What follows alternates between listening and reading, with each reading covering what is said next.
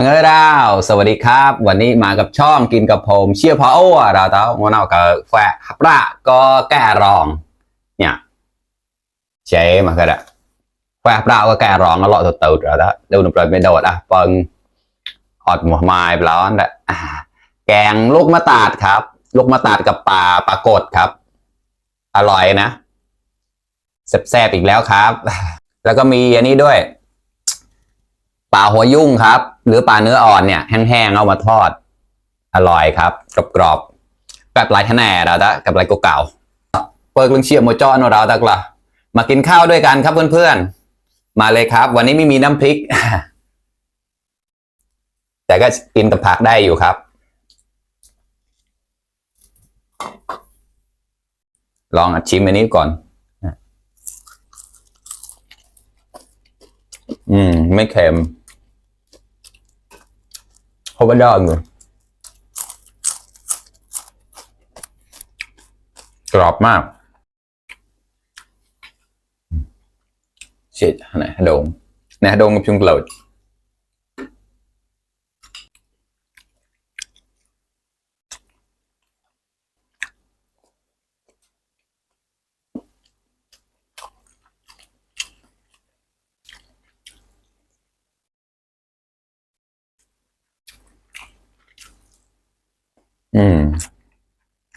อร่อยมากเลยครับ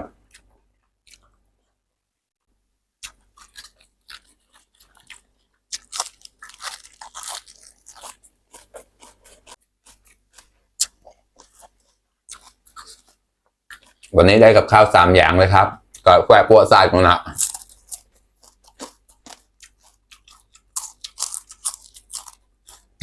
กรอบมากเลยสวัสดีครับ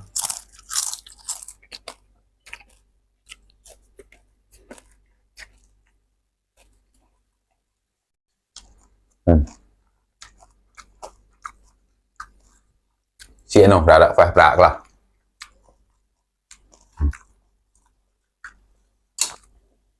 ตักใส่งี้เลยอร่อยนะ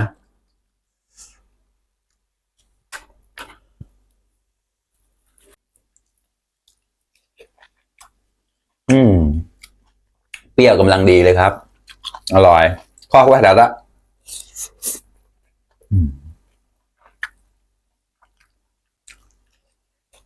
เนื้อปลาก็สดดีแก้ได้แล้วเข้าเหมือนกัน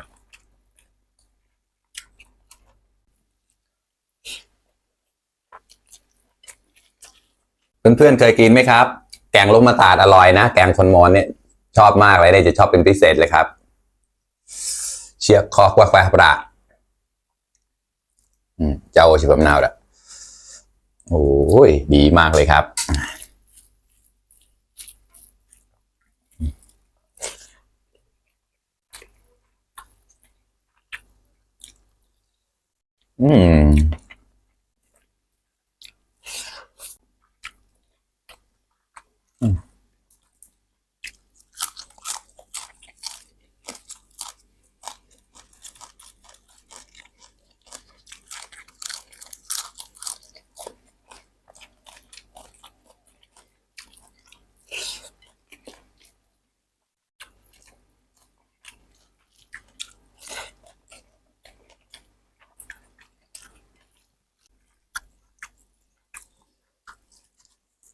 วันนี้ไม่มีน้ำพริก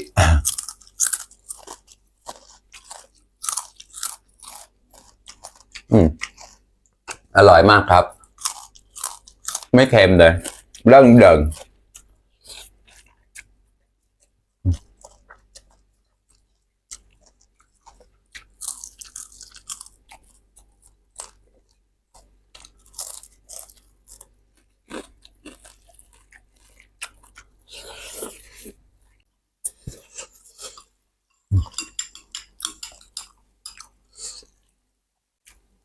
ผัดมะเขือ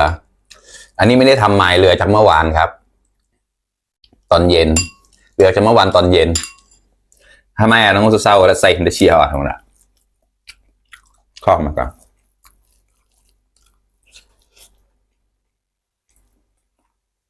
อร่อยมากครับจุดบางเจ้าอย่าหาดาวแล้วก็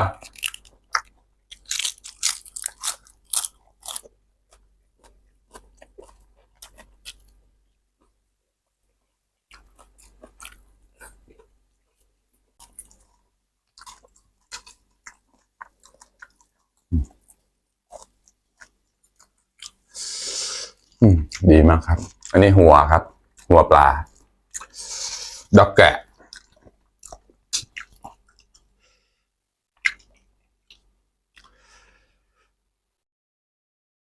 โอ้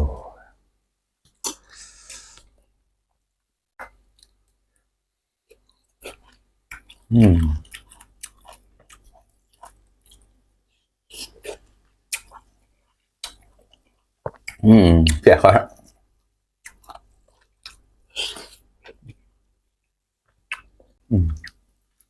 ดับอีกลอยครับ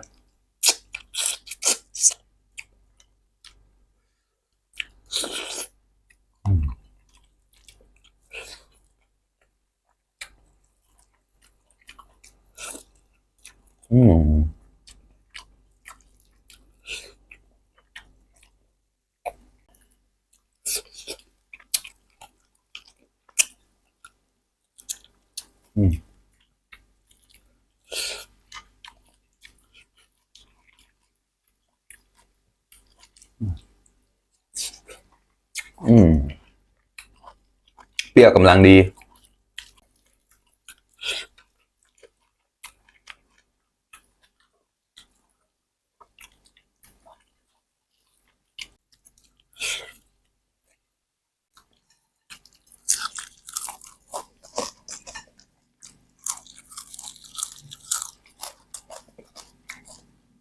หน่อไม้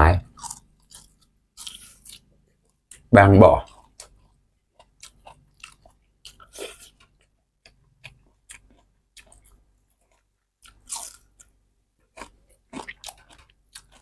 ดาดก็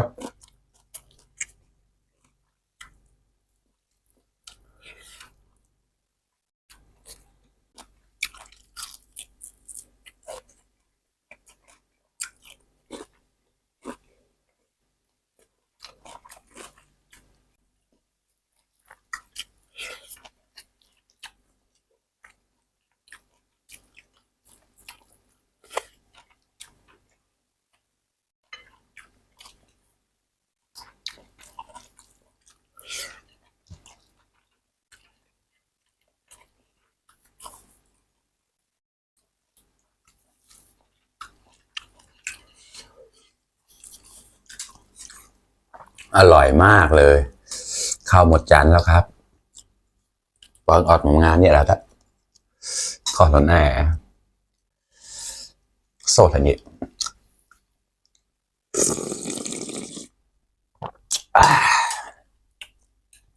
ดีมาก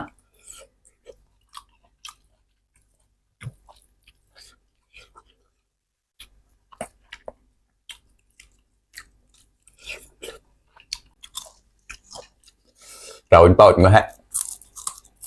เผ็ดอยู่ครับ